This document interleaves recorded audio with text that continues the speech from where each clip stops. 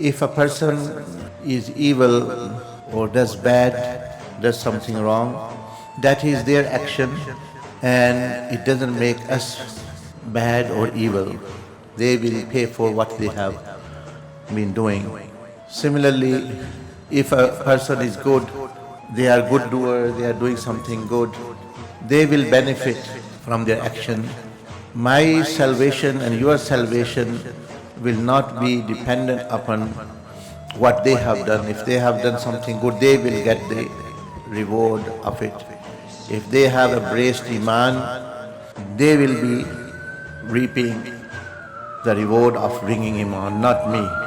We find this example in the lives of the prophets as well.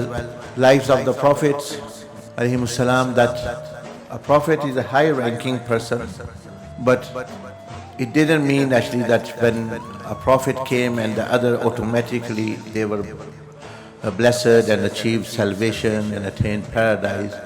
No, it was those who followed them.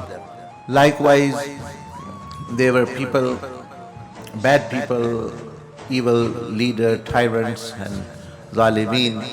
So that doesn't mean automatically everyone was condemned, but it was those who were condemned were those who followed them.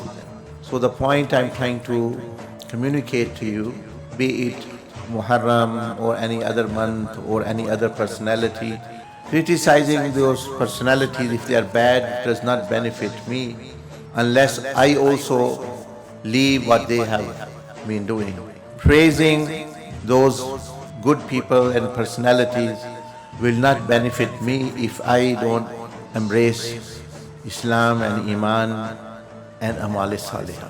Because this is a trap which many people fall into. They get entangled, they get distracted with personalities. For example, now still they are arguing, oh, why did Sayyidina Imam Hussain radiallahu anhu came there, and what Yazid, did he really participate in his martyrdom or not? And some are siding with that, some are siding with that. This is not the purpose. This will not benefit you, rather actually harm you. The real message is that you get, wherever you find goodness and the truthful personality, an example to copy it. That's how when you start benefiting. And any personality which has an evil mindset, attitude or actions or legacy, to consider and to reflect on yourself that I don't have those traits or anything.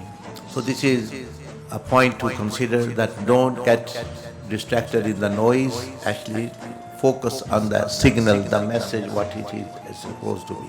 For example, if I yourself die today, we will not be asked about Yazid or Sayyidina Imam Hussain radiallahu anhu. We will be asked about that, have you followed Sayyidina Imam Hussein's way, and did you leave the way of Yazid? Not actually that who were they, what they were right or wrong, etc., etc. These questions are for them.